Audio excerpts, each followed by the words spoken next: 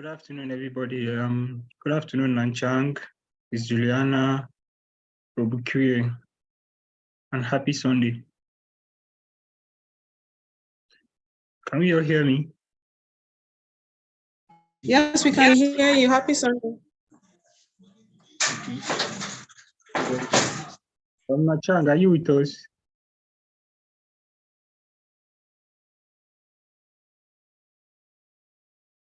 Okay, what about you, Robukwe? We'll just wait for a few seconds so the other mentees will join us and also our mentor for today.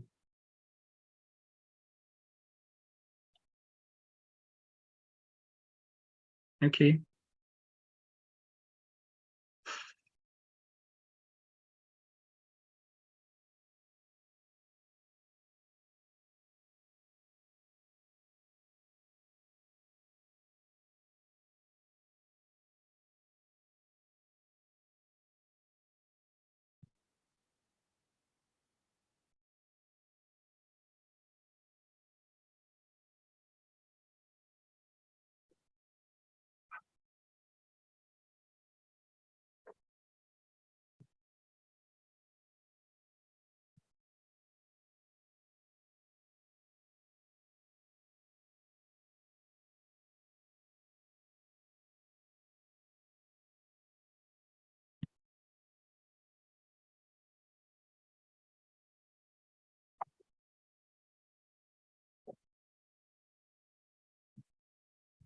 Okay, so we'll start the program and every other person will join us, including our mentor and our mentees for today. So I think our mentor is currently joining us. So briefly, my name is Hussein Mahadi, and I will be the moderator for today's Health Tech and Law session.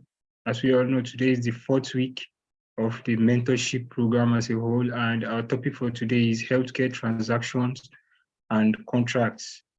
So I'll be our moderator for today, and I hope before we leave today, we all learn a lot about healthcare transactions and contracts. So quickly, I'll be sharing my screen and telling us what the program is all about, and also passing the announcements for today before we jump into the presentations from our mentees and also from our mentor.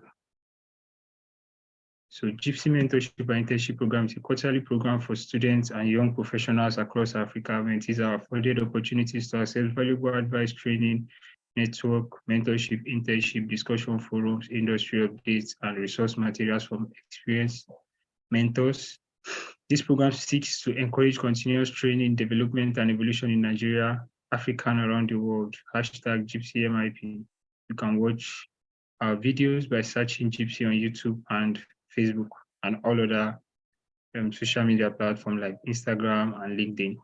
So some of the objectives of our program is to provide easy access, guidance, training, and resource materials for students and young professionals in Africa, to facilitate dialogue and network among experienced and less experienced practitioners and stakeholders, and to transform mentees into mentors and leaders for the next generation. Finally, to facilitate further mentorship, internship, scholarship, and job placements for the mentees. So that's what JIIPCC is all about. So some of the announcements I'll be making today is firstly the registration for the next quarter of JIIPCC program is currently ongoing, which is the first quarter of 2023, and to be starting by January. So you are advised to share the link with your friends. And if you are also interested in taking any of the other courses we do in JIIPCC, you can take. We have IP, we have AI, we have the energy industry, we have fintech, health tech and law, and patent drafting. So the next announcement is JIIPCC Get Together party that is currently ongoing.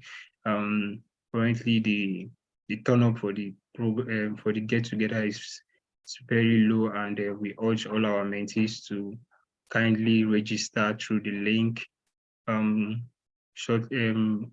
Maybe during the week we'll be sharing the link and also the scan to our group pages, various group pages, so that we can register Thank you very much. As you register, we are all invited.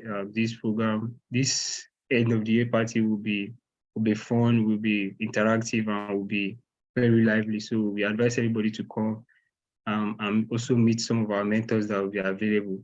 So we're having the get together party in Lagos on the 17th of December and in Abuja on the 10th of December this year. That's 2022. And finally, I'll also be taking the announcement of the private mentorship program, which is still currently ongoing. If you want to have a 30-minute one-on-one mentorship session with your favorite mentor, you can register through the link bit.ly/JIIPCC, or you can send me a direct message or Ms. Juliana, and we'll assist you on how to do that. So that is all our announcements for today, and I hope some of our mentors have also joined us now. I still think the attendance is very low. Hopefully, before I finish reading our mentors' profile, they will join us. So I'll be reading the profile of our mentor for today, Mr. Ebenezer Egwatu. Ebenezer is a legal practitioner, consultant, creative writer, entrepreneur, and a passionate patients' rights and safety advocate. He is the principal partner law firm Multidisciplinary Consult, a law firm that provides innovative and cutting-edge legal solutions located in FCT Abuja, Nigeria. He's also a medical law expert and the executive director of Lawyers Arise for the People Initiative, a patient rights and safety advocate NGO with its office in Abuja FCT. Ebenezer is an associate member of the Medical Law Professional Association of Nigeria, a trained medical care assessor by International Medical Law Center at St. Kitts, North America, and currently serves as the legal team lead for Make Our Hospital Work campaign, a citizen-led community-based advocacy to improve the quality of healthcare service in hospitals and primary healthcare facilities across Nigeria. As a patient's rights and safety advocate, Ebenezer has featured as guest discussant on different radio stations, television stations, where he sensitizes Nigerians on their rights as patients. Ebenezer has over a decade on the field experience in HIV and AIDS patients' rights advocacy. He works with the Center for the Right to Health, a reputable NGO that is committed to health rights advocacy.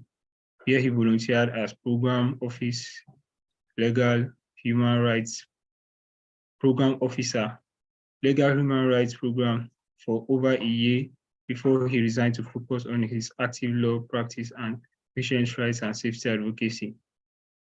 While at CRH, he, among other things, worked as an associate editor researcher of the book, The Rights to Health and Violation of Patients' Rights in Nigeria, a Dex Review of Health-Related Laws in Nigeria, published by CRH in 2016. He is a leadership enthusiast and has attended different leadership trainings with certification. He resides in Federal Capital Territory, Abuja. Thank you for joining us today, Mr. Ebenezer, and for always being with us and mentoring us from this beginning of the session till the fourth week that we are in now. So we'll be moving on to the group presentations by group 1 and group 2. So we'll call on group 1 to start their presentation, then afterwards group 2 will also do the same thing. I think group 1 and group 2, you have the maximum of 8 minutes, please. Thank you very much as you're blank. Okay, group 1, you can start your presentation now. The floor is yours.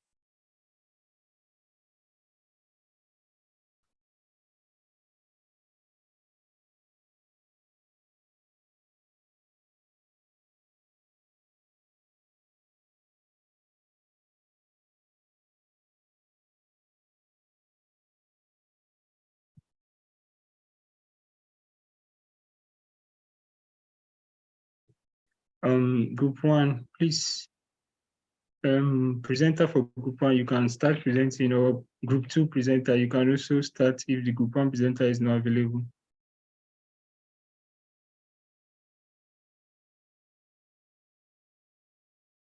Anybody in the call that is in group two, please, you can start the presentation. Or group one.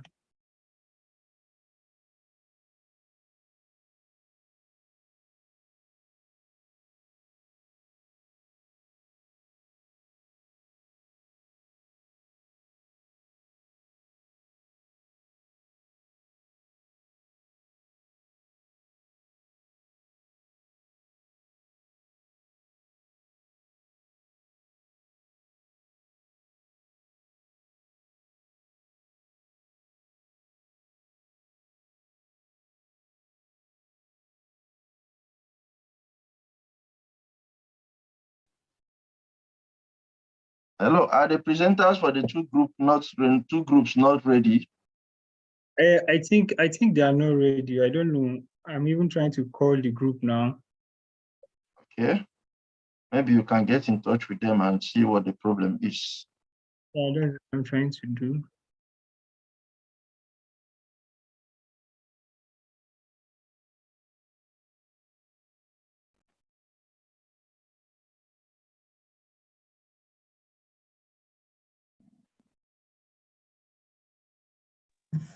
Please, if we have anyone from group 1 or 2, kindly unmute yourself and explain what's happening, please.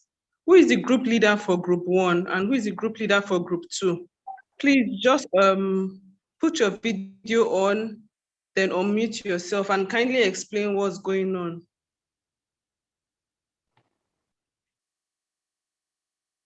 Do we have the group leaders for group 1 and 2 here? Good afternoon, ma'am. Yeah, good afternoon. Yes, good afternoon. Please, what's going on? I'm Joanna, ma'am. Okay, what's going on with your group? I'm not actually aware, but I'm going to get through to them. Sorry, please, can you make the presentation on behalf of your group members? Okay, ma'am. I'm actually okay, so please start. Because as a group, you said? I'm the one supposed to take it, ma'am. Okay, then please go ahead. We've been calling your groups. Is that for group 1 or group 2? I'm for group 1, ma'am. Okay, please go ahead. Good afternoon, ma'am. Good afternoon, everybody. Our group presentation, our group topic is healthcare transactions and contract representations and warranties in healthcare transactions. Okay, so first of all, what is a transaction? A transaction is an exchange of information between parties to carry out financial activities on any topic. But now we're dealing with health, so it is an exchange, an electronic exchange of information between two parties to carry out administrative or financial activities related to healthcare.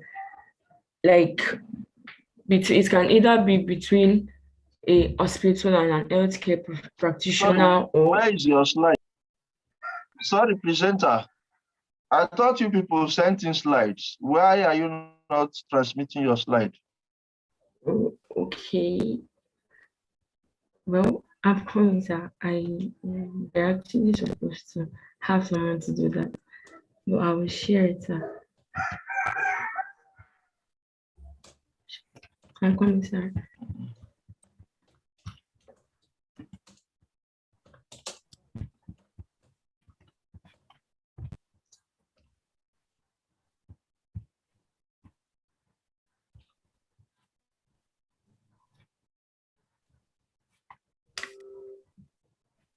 I'm sorry, I'm trying to send in to share the slides now. So. Okay. Yes, sir.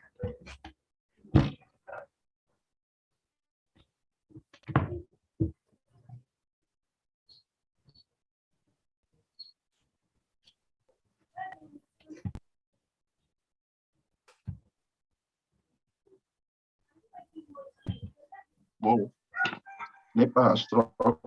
Let me turn on the generator. Don't know why they like.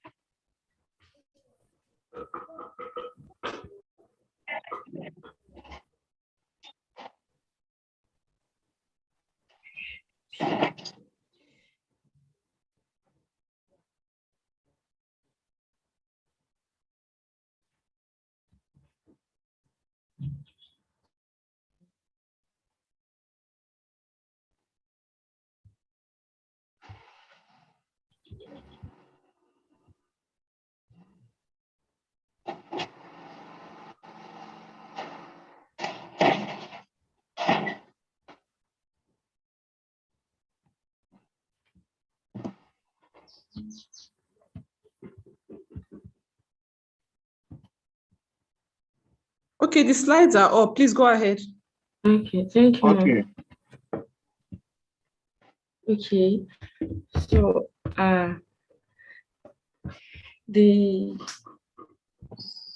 I've explained the meaning of transaction in relating to the healthcare industry.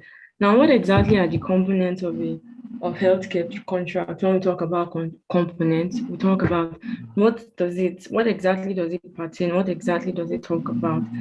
Now, we talked about the relationship between the healthcare provider and the patient or consumer. We've been taught that healthcare providers are not only medical doctors and nurses, but they are also related fields to the healthcare services.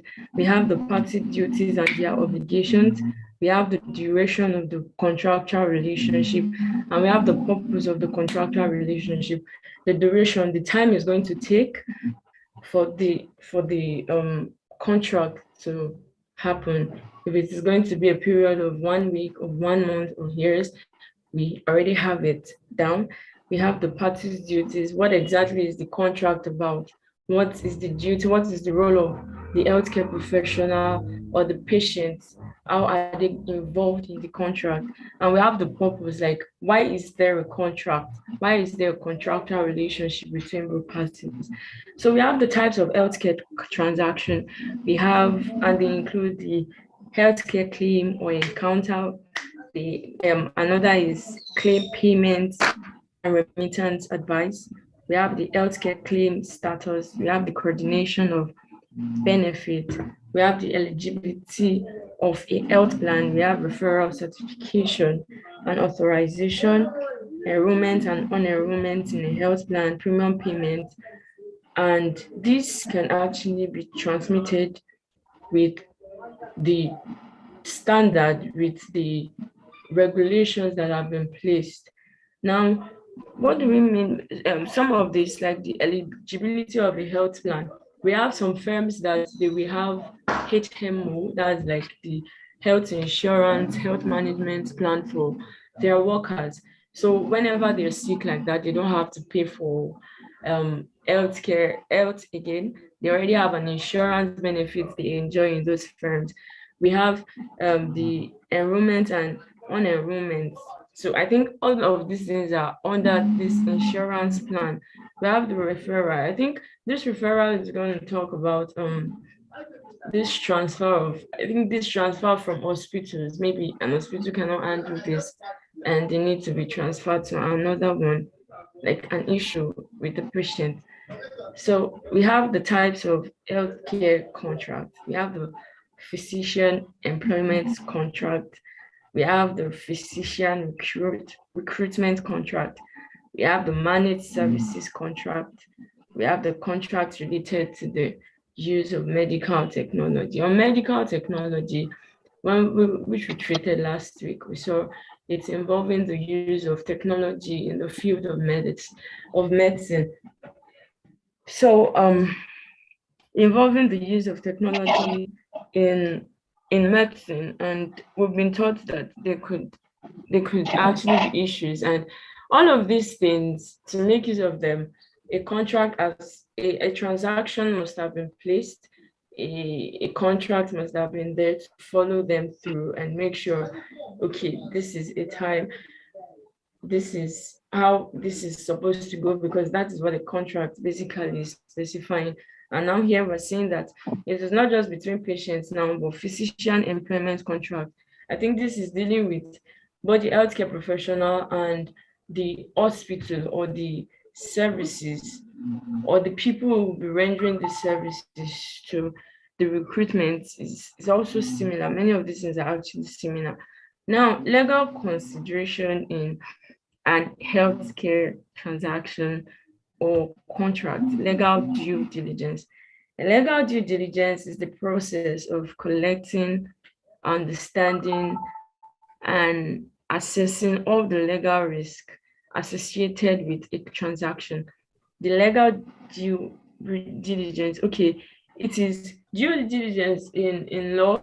I think it is making sure you have done everything you should do in a legal situation. If someone is to go to court today, he has to do as a lawyer representing his client, he has to do everything before, he has to do everything with his client. He has to have done all due diligence. He has to have carried out all the researches he needs to carry out.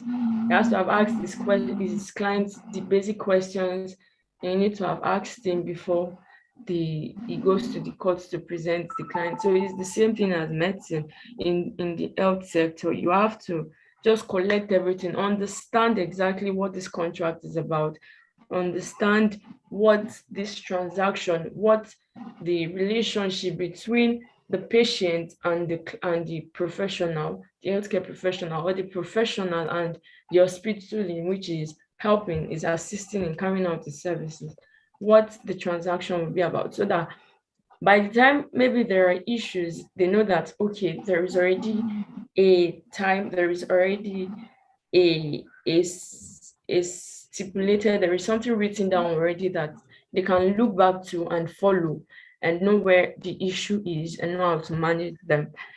Confidentiality of the information be provided during the preliminary stage of the contract or transaction. Now, in healthcare, we've discussed last week about the legal issues in the healthcare industry relating to technology. Now, confidentiality we saw was one of the issues last week. So we should make sure the confidentiality of this information is there. In the healthcare, there are different. We shouldn't let technology now affect it, because these things can actually cause legal issues.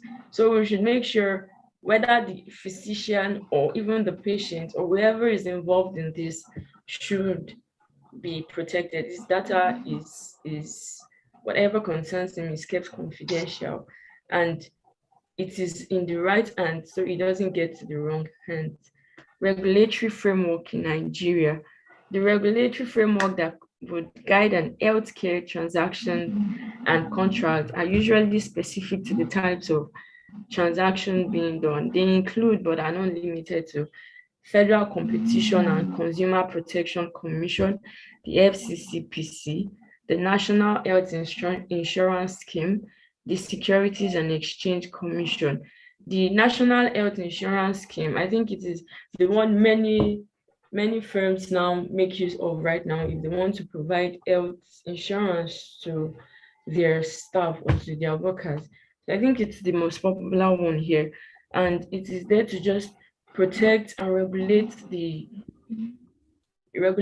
health insurance services in any firm, in the workplace, or even in the hospitals that are with other duties that it performs. So the Federal Competition and Consumer Protection Commission, it is to regulate the production of things that can be consumed in this instance. And then Securities and Exchange Commission, I think it is to basically protect the acquisition, the exchange, the security of any healthcare resource that may be out there. Representation and warranties. A representation is an assertion as to a fact true on the date the representation is made, that is given to induce another party to enter into a contract or take some other action. Okay, a warranty is a promise of indemnity if the assertion is false. A warranty is actually there to just make up for maybe a loss, make up for something, a wrong, to regulate, to, like, I'll call it compensation in my own words. Like when we buy new phones, we see that there are warranties, and when maybe there's an issue with those phones, we know we are able to return it, or we are able to get compensated. So it is relating to this one. It is more like where there is a fault, not on the side of the consumer, not on the side of the patient or whoever involved. He can have access to warranty, can have access to compensation and be compensated or be recovered his damages when necessary. And it limits risk to both the buyers and the sellers in a healthcare contract. So these risks are reduced where maybe the drugs are bought, or maybe and a service is not well rendered and it is brought up, you can actually put it forward, and when necessary, these things are compensated, these things are restored when need be to be returned or to be compensated. I think I'm done. So our conclusion: due to the special nature of the healthcare sector and its intersection of varying interests, the transactions and contracts to be drawn up in this sector have several legal considerations and regulatory bodies in which prior approval ought to be sought and gotten before such transactions can go through. Because our healthcare, when you talk about healthcare, it is something sensitive, something serious. So many of these things, the contract, ranging from contracts to whatever thing that is involved in healthcare, regulations, rules, they need to have been placed down to make sure that people are not hurt, to make sure that lives are not lost, to make sure casualties do not happen that could have been avoided. Thank you.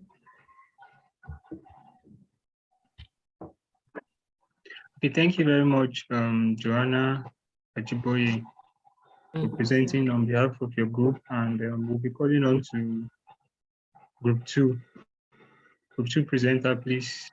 You can kindly unmute yourself and share your screen while presenting. Good afternoon, sir. Can you hear me? Yes, I can hear you. Yeah, thank you very much. Good afternoon, sir. Just a moment, please. Can everyone see my screen now? No, it's coming up. Just hold on. Okay, we can see it now. All right. Good afternoon, everyone. Good evening, rather, everyone, once again. I apologize for the lateness. It was due to the network constraints. But here we are. Good afternoon, mentors. Good afternoon, mentees. My name is Professor Paul Adebajo, and I'm here to present on behalf of Group 2 on the topic mergers and acquisition in the healthcare industry. First of all, I would like to mention that one of the limitations of the study is because of the poor record keeping. Sorry about that. The poor record keeping of the Nigerian healthcare industry. One of the major shortcomings of the Nigerian healthcare industry is that we have what we call a lack of health informatics. And so every data that will be supplied here today will be largely based on foreign data. All right, so let's get into the gist of the matter. Now, the content breakdown, we have the definitions of merger and acquisition.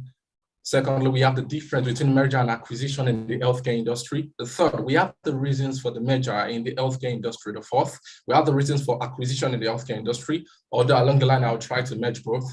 Then the fifth, we have the advantage and disadvantages of merger in the healthcare industry. All right, so we move on into the definitions. What do we understand by a merger? From the root word merge, it means to come together. And so it means that if we're talking about merger, we are talking about a fusion All right. Speaking in largely business terms, now we are talking about a fusion between two companies. Now, for an acquisition, basically, we can start from the root word to acquire, and to acquire denotes a form of, should I call it a form of hierarchy? It means that a powerful model in question is trying to enclose a smaller model. Now, let me try to see, let me see if I can break it out further.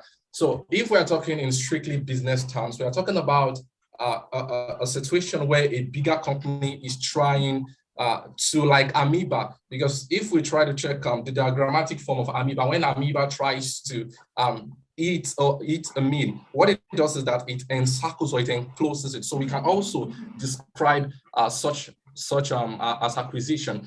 And what does healthcare mean? Basically, healthcare is basically talking about the health system when it has to do majorly, primarily healthcare. Now, what is the difference between a merger and an acquisition in the healthcare industry? Now, the first is that the merger has to do with two healthcare organizations coming together and possibly maintaining equal rights and opportunities. Like I explained earlier, when we're talking about merger, we are talking about two major companies being on an equal footing. So they are trying to close a deal between each other. And so most times there's always the element of cohesion. There's always the element of affability between these companies because they're actually on the same pedestal. Now, when we talk about acquisition, basically acquisition has to do with an healthcare organization purchasing rather, or gaining control over another, thereby bringing about a lot of change. Now, collapsed into simpler terms,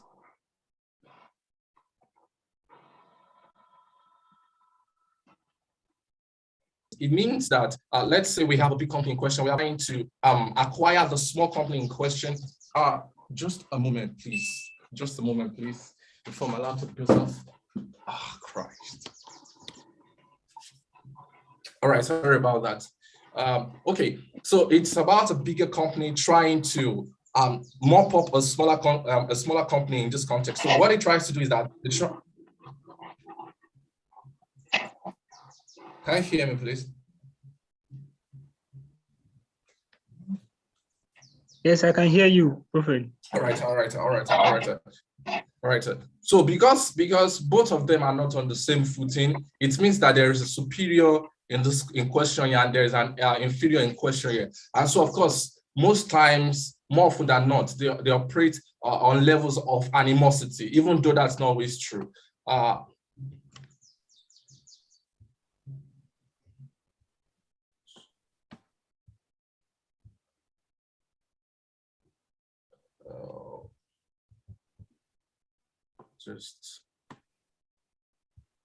All right. Now, the reasons for acquisition. The first is the delivery of developed and enhanced services. Now, we need to examine the background of mergers and acquisitions. We need to understand that one of the things that happens majorly when it comes to the healthcare sector is that some companies actually are more monopolistic in stand. So for instance, a company might decide to roll out general consultancy services. A company is rolling out healthcare technology services. And so at some point, because, okay, for instance, I think there are recent giant strides that have been made in the mental health tech sector. There is this infusion of health tech into the mental industry. So let's take, for instance, we have a mental care institute, and we also have an healthcare institute. And so in order for them to have a cohesive service that actually can attend to the needs of the population, which is enhanced, which is developed, which is radically different from just ordinary consultancy services, but which can also provide an edge. For instance, even telehealth services for consumers. So in order for this to happen, some companies sometimes come into a conclusion that they want to either acquire or engage in a merger. Then the second one is that the drive to increase membership base. As a result of the shortage of staff, two companies might decide that they want to come together and make sure that they want to increase the number of members that they have within the hospitals in order to rightly attend to the number of patients that they have. The third one is for strategic geographical expansion and access. Now, there are some health institutions that are located in more remote areas than others. And so, for instance, if a telehealth company is trying to reach into the inroads of remote areas, it may decide to merge with a general consultancy service and by helping to expand these forms of treatment to the consumers. Now, the reasons for merger, we have the access to capital and resources. Now, we need to understand that recently in biohealth, or when we talk about biotech, yes, biotech basically, there has been a collapse, there has been a dwindling in the number of fundings by venture capitals in recent years. And so, for instance, some companies have more resources, some health companies have more resources than others. And so what they do is that they try to supply the ones with the lesser capital and resources with more capital and resources by acquiring them or by merging together with them. Also, we have reduced cost. Now, reduced cost is actually a keg of powder because we don't really know, we do not really have the data that can actually account for that. Even though in around the American Health Association did a survey and they said that around 2009 and 2019, there was a 3.3% decrease in cost, and that hospitals were able to save about $9.5 million annually. But then it's, like I said, it's a keg of powder. It is not really accurate because even scholars, I mean, even major companies have distinctive views about this. Then also we have standardization of clinical protocols. We have better access to care. We have improved efficiency. Now, one of the major edges that we have when it comes to merger is that there's always better access to care. So you don't need to have two different hospitals and begin to shuttle between two different hospitals. I go to this one A today, then I have to take my records again to B. If we have an hospital or if we have a health institution that actually has fused A and B together, it means that it will just take you lesser time to be able to access healthcare. Now, the challenges associated with merging, the first is physician retention and recruitment. We need to understand that, of course, these health institutions are radically different. So, for instance, company A and company B are coming together and they have their own number, they have their own pool of physicians. Therefore, there's going to be a problem because there would have to be an hierarchy.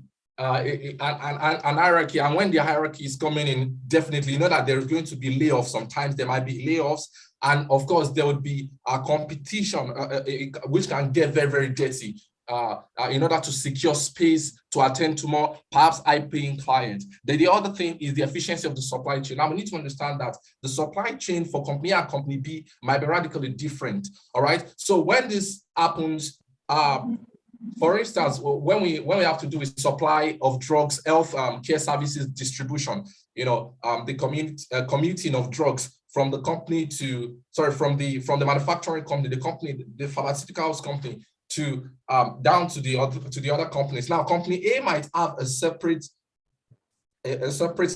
distributor, company B might have a separate distributor. And when this comes into play, there's going to be a clash. There's going to be a clash between them because, of course, they really do not have the same distributor in question. Then also we have the clash of corporate culture. Now, this just simply means that, for instance, company ABC, company A has a different culture. It has a different, what do you call it now? It has different mission, different goals, different values, which might be radically different from the values of company B. Company A might actually be pursuing telehealth, trying to make things more virtual than in person. Company B might actually be pursuing the ability to make inroads into communities, into remote areas that do not have access to technological services, and try to set up hospitals there. Now, when we check both of them, there is always this clash of culture between them. This is what I want, this is what I do not want. And so sometimes it might lead to legal battles because if it is merger, they're trying to operate on equal footing, and for them to operate on equal footing, it means that each has a right to its opinion. And then the last is the regulatory compliance of companies. Now conclusively, I just want to say that, like I said earlier, that there is a shortage of health informatics in Nigeria. And so, of course, it's very, very difficult for us to get facts into Nigerian hospitals, because it's not quite a common culture in Nigeria to find out that there are actually mergers and acquisitions. Most times you find out that doctors always try to build their own separate hospitals. And so conclusively, I think when we check the cost benefit analysis, I think it's more beneficial for companies in Nigeria to actually put up with a structure that allows for merger and acquisitions. And in such way, we would have a centralized health record, which would make all our customers also kings of their data. And so when we have two or three companies coming together to actually roll out, develop an enhanced and cohesive services together in consonance, we'll find out that there's going to be a better healthcare system in Nigeria. Thank you very much. I really thank you all for listening.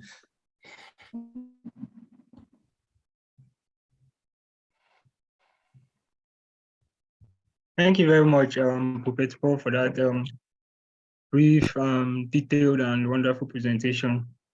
Okay, so I'll be calling on our mentor to give us his comments and also enlighten us more on the topic. Okay, great job as usual. The research was in-depth. When I went through the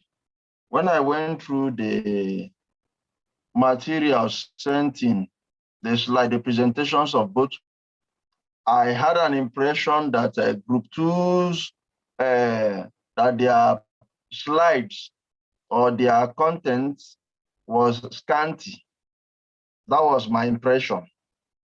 But upon presentation, the presenter has done justice to the work.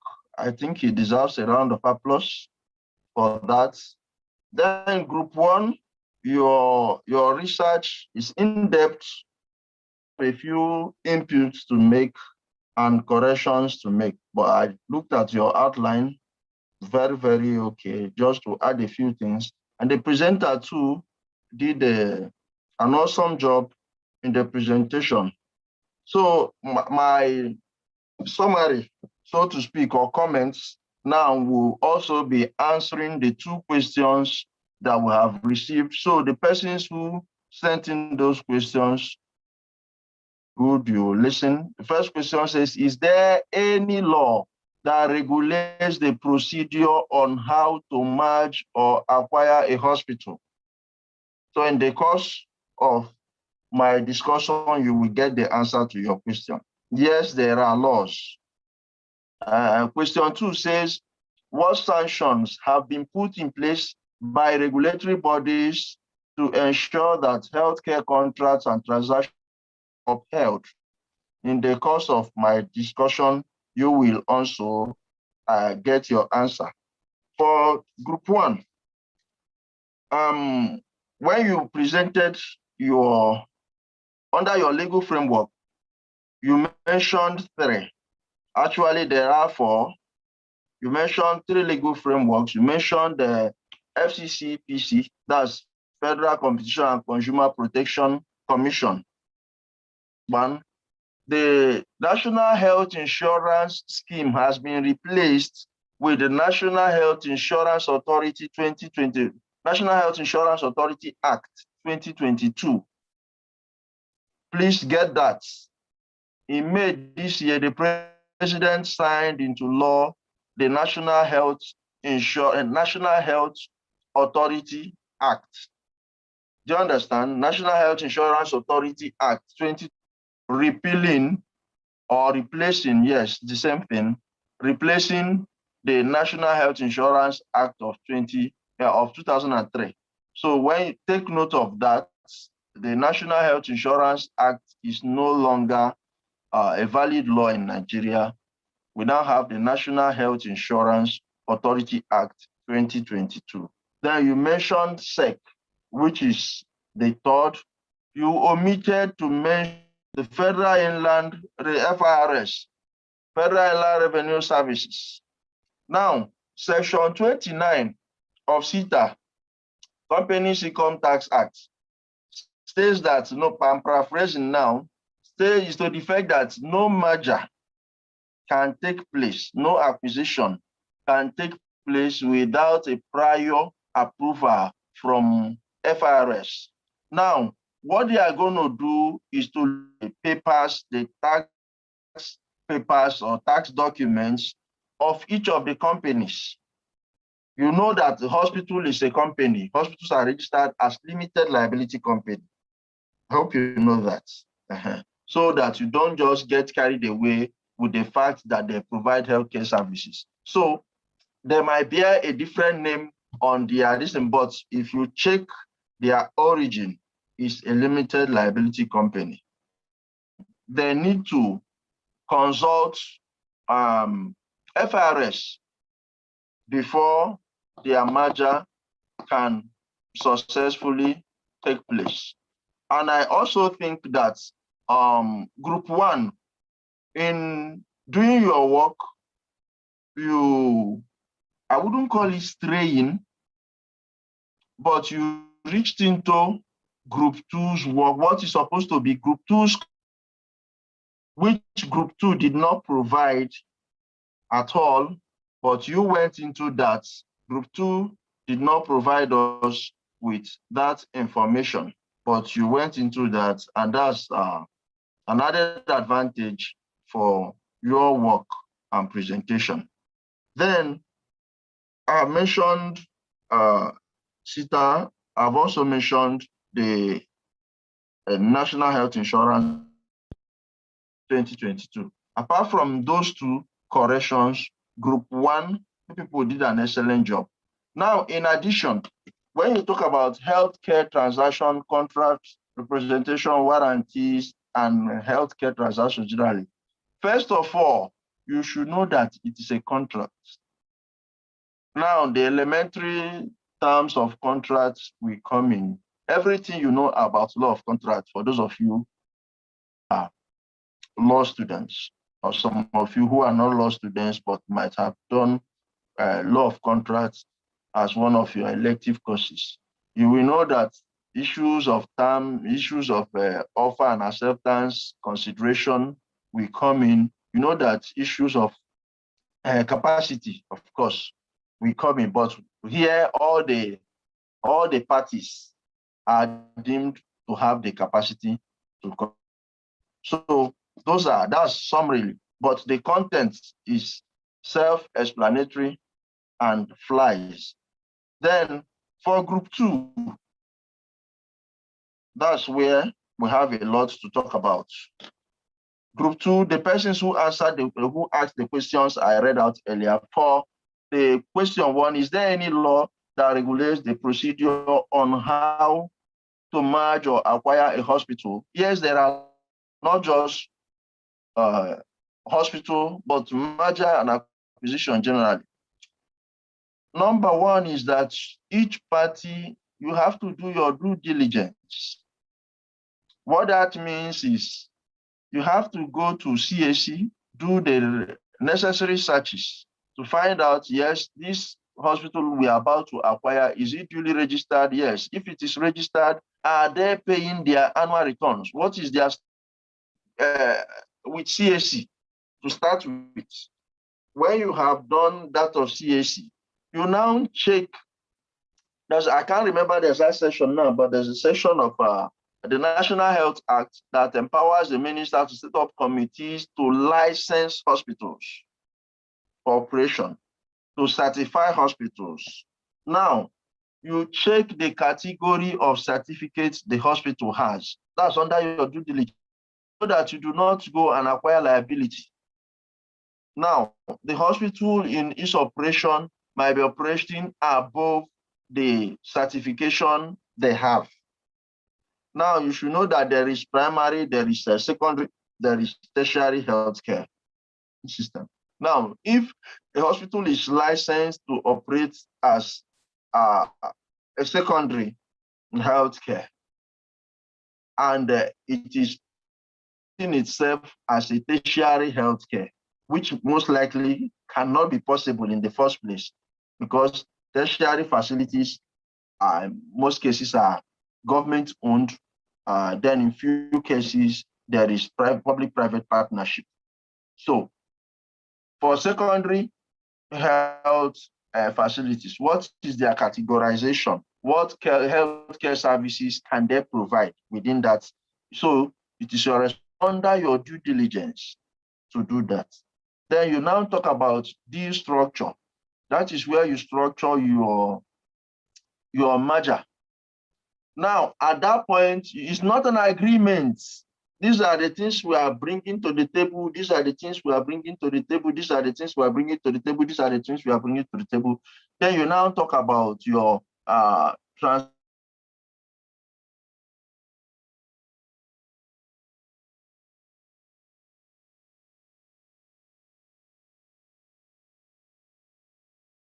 documents. Even while you are confidentiality or not, at that point, it is not.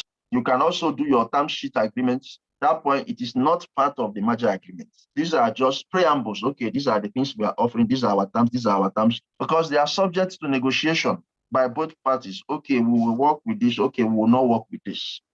Then after that, you now talk about your transaction document proper, where you have part of your due diligence is to know who are the directors of the company. What is their shareholding capacity? How many people actually own the hospital in the eye of the law? Then who are subscribers to the shares? What is their shareholding capacity? That is where you now do share purchase agreements. The shareholders should write their letter accepting to sell, saying, yes, we have agreed we want to sell. Yes, we have agreed we want to merge. You know, acquisition is actually a sale of a particular company to another company. So we have agreed to merge, yes. Then you also do your letter. Before then, you already have your letter of intent, which proposes either an acquisition or a merger to the other party. Then you now have your asset purchase agreements. Part of your due diligence at your term sheet level, at your deal structure level, that's where you list out the assets. And also, of course, the liabilities. If the hospital is in debt, the person margin is also supposed to know, okay, this hospital is indebted to the tune of XYZ amount. So as you're acquiring their assets, you're also acquiring their liability. As you're merging both their assets and liability. Then you now talk about your disclosure letter, you talk about scheme of merger. Now, scheme of merger is a court document. It's a pronouncement by the court that, yeah, these two companies are merging. Then they put out modalities and how to go about it. Scheme of merger is binding, not strictly as the agreement per se, because at the end of the day, at that scheme of merger level, you are saying, okay, court, we are serious enough to come before you to let you know what our intentions are. The court now brings out, okay, and the court authenticates it. So scheme of merger is actually a valid agreement. Then you now talk about regulatory frameworks. They need to go before Federal Federal Consumers and Competition and Protection Council. You get their approval. You get the approval of NHIA, that's National Health Insurance Authority. You get their approval. You get the approval of SEC. You can't do SEC. You can't do successful merger in Nigeria without the approval of SEC. You can't do successful merger in Nigeria without the approval of Federal Inland Revenue Service. So those are basically the procedure. For the person who asked question 1, yes, for question 2, what sanctions have been put in place by regulatory bodies to ensure that healthcare contracts and transactions are upheld? Number 1, depending on the nature of the contracts, the National Industrial Court is there for employment contracts, employer-employee. Contracts generally is regulated by law.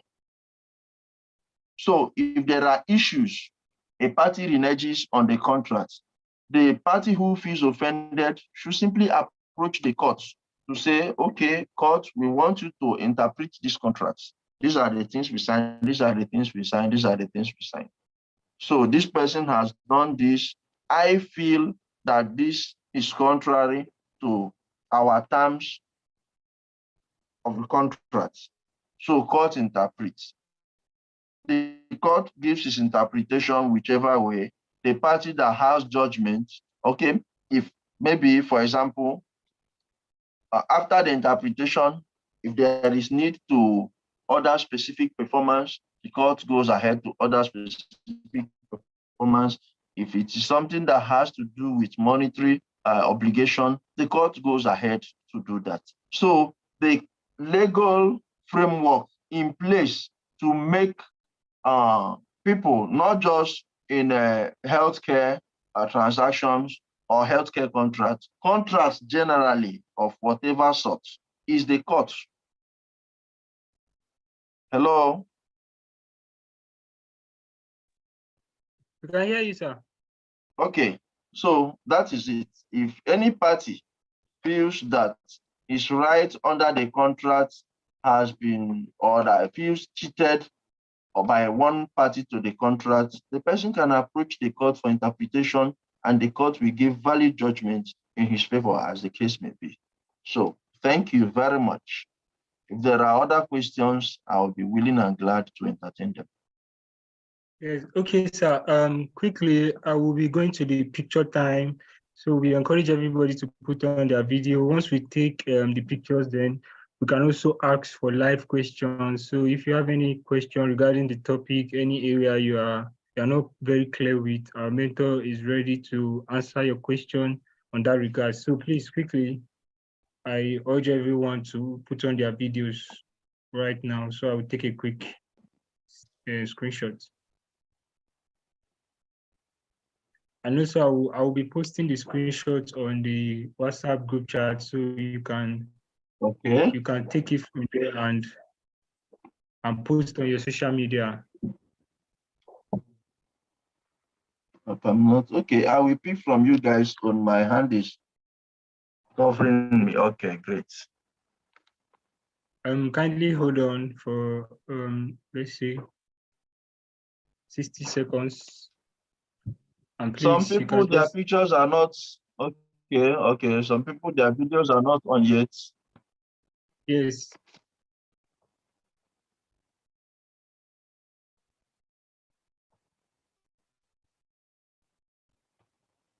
Okay. I'm trying to take it. I haven't taken the picture. Just hold on, please. Network.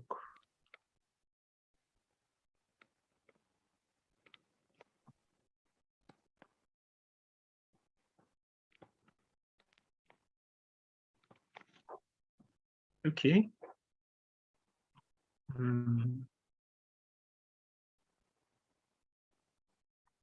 Okay, I think I got it.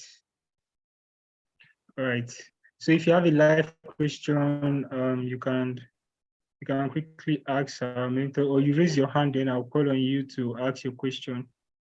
Just indicate by raising your hand, and I'll call on you to ask your question. So I'm waiting for live questions.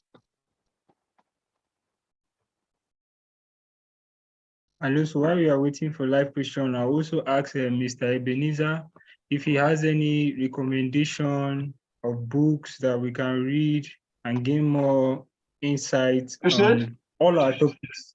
I said I'll be asking. I said I'm asking you, sir. Can you hear me? Yes, I can hear you. Go ahead. If you have any recommendation, any book you think we can, the mentees can go and search for and get, so that they can like read more about all the topics, to be precise, all the topics we've had so far. Please, you can also share it with us so that we'll pass it on. That's a Herculean task. You see, the books to read, a lot of them are foreign books, one. So the internet is your friend. Just anything you want, ask the internet. But if you want to talk about books you can't get everything we have discussed in one book. I am trying to just turn my camera for you to see just a few, not all the books. These ones are the ones that, okay, here is more like my workstation. So the ones that are handy, I can pick. Now, this is it. Everything you see here is medical law. Everything you see here is medical law. Yes, sir. So I don't know where to start now. Okay, do you understand me? Yes, sir. Okay. So I don't know where to start. I think now. Maybe you just speak if you okay, for Nigerian authors, I can recommend this book, Practical. This will help you. Principles and Practice of Medical Law and Ethics by Professor Wakwabugu. This was authored by the first professor of medical law and ethics in Nigeria. Coincidentally, he taught me medical law, and he's still my senior boss and mentor in this area. So that's that. Okay, which other one can I recommend? Or the one you can easily get here. Okay, Dada. Perspectives. Can you say it? Yes, legal aspect of medical practice legal in Nigeria. Aspects of medical practice in Nigeria. Yes, sir. Good. You can get all those ones. These are foundational. These are foundational because the other books I have here are more like subjects matter based. For example, this is back injury and litigation, subject matter based. This is the spine and medical negligence, subject matter based. I'm coming, let me bring one on this inside.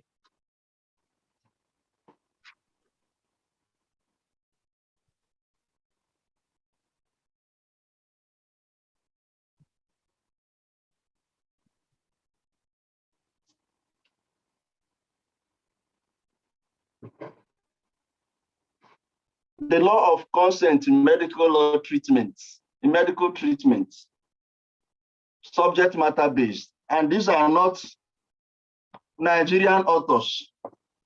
These are foreign authors. In fact, the day I bought this book, this was the only one. If I booked for it and it came. So, and let me shock you, they are pretty expensive. This thing you are looking at that looks like 20 pages. If I tell you the cost, you won't believe it. Medical law textbooks they are pretty expensive. So I would suggest that for now, any question you have, check the internet, you will get it. For now, until your answer, this one you can get here, this should be between 15 to 20,000. The first one I recommended, this should be 15 to 20,000. You can be able to get this. Okay, medical law and ethics. This is 4-in-2. This is 45,000 naira. This is 45,000. As small as it is. So for now, just make the internet your friend. Okay. Just make the internet your friend. I am available. If you read anything and you do not understand, reach out to Julie. She will reach out to me. We can connect.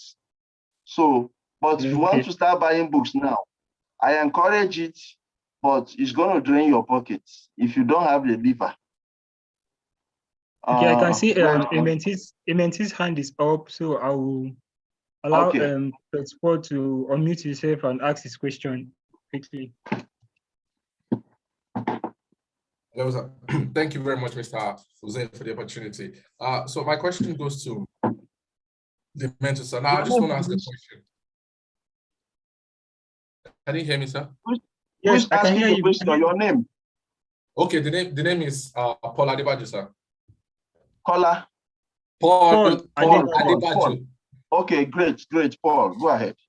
All right, sir. So my question goes thus: the whole gamut of everything we are doing centers around health technology. So I just wanted to ask a question. Now, what would be your projections for the next decade, especially when it comes to health technology? We do understand definitely that it's still largely a problem, particularly because of the underfunding of the healthcare sector in Nigeria.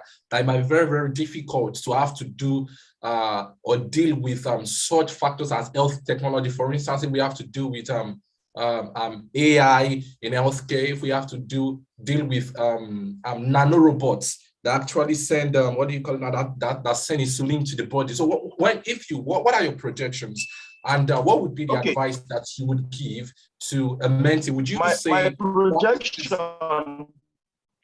my projection is that in the next 10 years, Nigeria should be at par with other parts of the world. Why do I make that projection? A lot of Nigerian nurses and doctors are scattered all over the world. I hope you are aware of that. Do you understand? In fact, there is one, God help me. There is one field of medicine that only a Nigerian. He's a doctor combining two areas. He's the only person in the world that does that. He's Nigerian. He's a doctor. He specialized in two areas of medicine.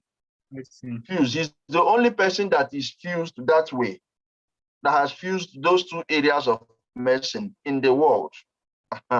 That's one. Two, Nigerian youngsters are crazy on the internet. We have Nigerian billionaires who have monies and don't know what to do with it. All they need is a good proposal to have these things established. Citizens are holding governments more accountable by the day. Do you understand? Asking questions. So these are indices pointing towards a better tomorrow when it comes to healthcare service delivery and health tech generally. There is a hospital in the southeast now. I'm trying to remember the name of that doctor, One Okoye. Is it Jude? Not Jude. One Okoye. I am trying to remember the first name of the man. He's already doing a lot. People are coming from outside Nigeria. Let me search. I should be able to get him. People are already coming from outside Nigeria to receive treatment, to receive surgery here in Nigeria, in his hospital. Do you understand? So the future of health technology in Nigeria in the next decade is bright for three reasons. Now, the cryptocurrency world is there, booming. A lot of young doctors are also trading in crypto. They are going to make mega money. Today, we just talked about merger and acquisition. A lot of them are going to come together and establish world-class hospitals in Nigeria that can do anything. Mark my words today, when it happens, you will say Ebenezer said it. But the future is very, very bright. All hope is not lost. Thank you. Thank you. Thank you very much, sir. I don't know if Prophet Paul completed the question or is it answered? Yes, actually. Well, the first thing is that I already found the name of the person. The name of the person is Dr. Richard Okoye. He's the president of the Dr. Civil. Exactly, Richard Okoye. Good. Yeah. Then I think the other part of the question I was trying to ask is, what would be your suggestion to a budding? You said? What would be your suggestion to a budding mentee? Would you encourage going outside the country just to have an edge, or would you actually ask the mentee to stay within the country and just learn from practice rather than having to go through the process of the knowledge? I don't know if you understand that question. What does the mentee want to learn? Health technology. I will encourage it. It's part of what will make Nigeria better tomorrow. You see, our environment, the truth is that we are behind. Do you understand? Now, even if you want to learn and you say you want to do online training, you want to learn online, it is not the same as being there physically. The environment will impact you. You are going to meet people from different parts of the world. You are going to make friends. You are going to network. You are going to ask questions. Today we are having a live session. And this is more like a physical meeting because we are on Zoom. You can ask your questions. Yes, but there is limitation in online. I know that we send you videos, some you look at the videos, read up materials, send in your assignment. It is not the same as being there. There are live cases, there are cases that will be talked about, you ask questions. So whenever you have opportunity to get superior knowledge, please don't hesitate. If you have opportunity to go outside Nigeria to learn, please do. Go outside and learn, because a lot of things in our curriculum are obsolete. That's the hard truth, but we must say it as it is. Do you understand? So there are some places that will even teach you what is still being experimented upon. It has not come to fruition, but we are thinking along this line. Are you people aware that there is a research ongoing to stop death? Are you aware of it? To make death an option. That there's a scientific medical research going on as we speak to make death an option. That when you are 150, 170, 180 years old, you can decide, okay, to die or not to die. Are you aware of it? We are not even thinking that here. So my brother, my sister, I encourage everybody, every one of you, if you have opportunity to go outside and learn. If you cannot travel out and you have courses you can do online here, from here, please enroll. Knowledge is expensive. It costs money. So enroll, learn and learn as much as you can. Thank you. Thank you very much.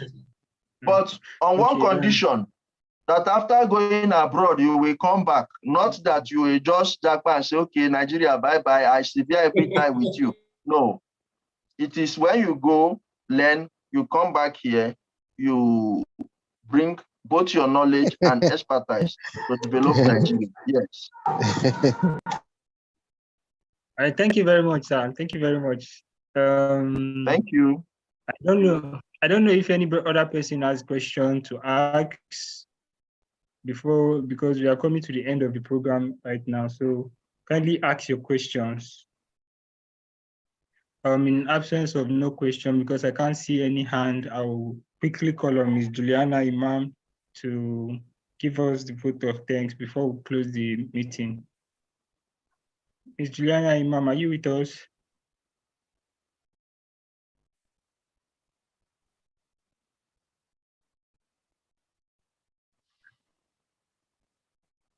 Okay, I don't think she is with us. So depending when she joins us, I will just be giving the vote of thanks. So quickly, I'll